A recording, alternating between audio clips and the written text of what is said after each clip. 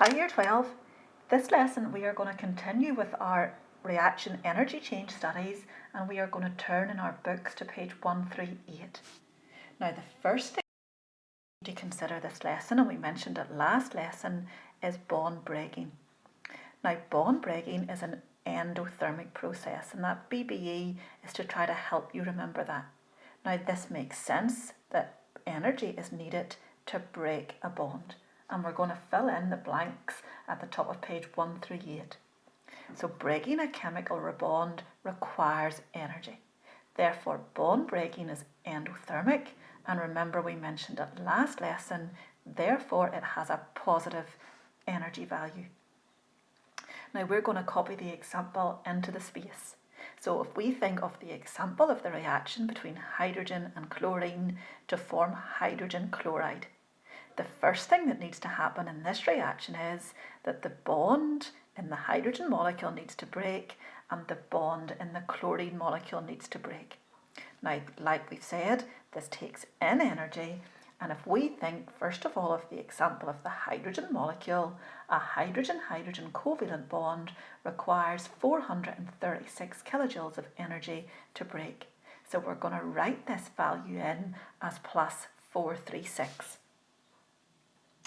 Now, the chlorine-chlorine bond then will take a slightly different amount of energy to break. Then when the two new bonds, the hydrogen-chlorine bonds, are formed in the hydrogen chloride product, well, this will be an exothermic reaction. So we've got to remember that bond breaking requires energy, but as we're about to discuss, bond making gives out energy. It's an exothermic process. So we're going to fill into the second box. Making a chemical bond releases energy. Therefore, bond making is exothermic, and we've learnt before that the energy change will have a negative value. Now, if we draw in the example of this hydrogen-hydrogen bond that we've already mentioned. Now, if we were to break a hydrogen-hydrogen bond, like we said before, this would require 436 kilojoules of energy. So therefore, if we are making a hydrogen-hydrogen bond, well, this will give out the same amount of energy. It will give out 436 joules, but because it's exothermic, we write it as a negative value. So we're going to write in that this is written as minus 436. Now we're going to summarise at the bottom of the page. So bonds in reactants are broken, which requires energy. New bonds are made in any chemical reaction in the products, which releases energy. And this BBE and BMX will keep us right as to which one's exothermic and which one's endothermic. Now turning over the page then. We will be asked to work out the overall energy change for a reaction. And how we'll do this is, we'll consider the energy of the products, and we will take away from that the energy of the reactants. Now we're going to write that formula into the box on page 139. Now if we consider an exothermic reaction, now we've already covered the reaction profile, but remember we said in an exothermic reaction, the reactants always have a greater energy than the products. Hence, when the reactants turn into products, this energy is given out. This is an exothermic reaction and it has a negative value. Look at the example. Calculate the energy difference when the energy of the reactants is 150 kilojoules and the energy of the products is 120 kilojoules. Now the energy change will be the energy of the products take away the energy of the reactants.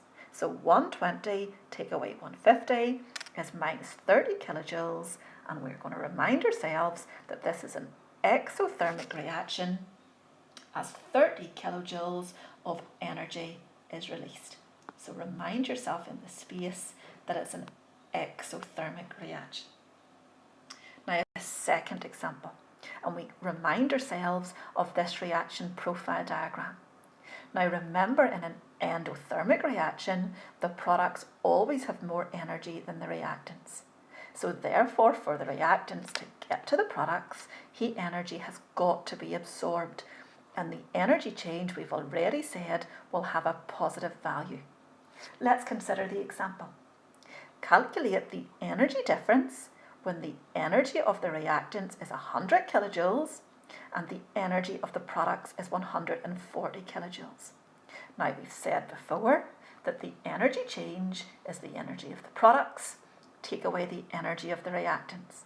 So this time it's 140, take away 100, and we will find that that answer comes out at 40. It's a positive value, and we are reminding ourselves then that this is an endothermic reaction. Now, if we summarise then, and we're comparing the bond energies. In an exothermic reaction, heat has got to be given out, so the reactants will actually have a greater bond energy than the products. And always, because heat is given out, this will have a negative value. In an endothermic reaction, the opposite is true, so the products will always have a greater bond energy than the reactants. So the reactants have got to absorb energy to get to the products. This endothermic reaction will always have a positive value. Now, if we go on and we consider a possible 6-mark question, and it's all to do with these bond energies. Now, we're looking at the bottom of page 140. Now, we're told that methane burns in oxygen releasing energy, and you've got the chemical equation in your notes. Now, we're asked to explain, and the important bit is, in terms of the energy of the bonds, why the reaction is exothermic. Now, you need to approach these questions all in the same way. So we need to state, and we need to name the reactants in the question, that breaking the bonds in methane and oxygen will have to break 4 carbon-hydrogen bonds in methane, and will have to break 2 oxygen-oxygen double bonds in the 2 molecules of oxygen. So the first point that we need to make is that breaking the bonds in methane and oxygen takes in energy. There's our first point. Now, once those bonds are broken, the carbon, hydrogen and oxygen atoms will rearrange themselves and new bonds will form.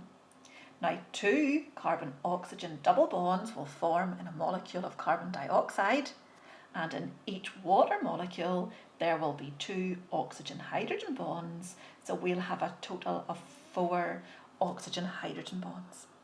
Now, we've got to state clearly, and we've got to name the products, that making the bonds in carbon dioxide and water gives out energy. Now, we've got to state clearly, to finish off the question, why the reaction is exothermic. So we've got to say that the energy released when these bonds are formed is greater than the energy taken in to break the bonds, and hence overall the reaction is an exothermic reaction.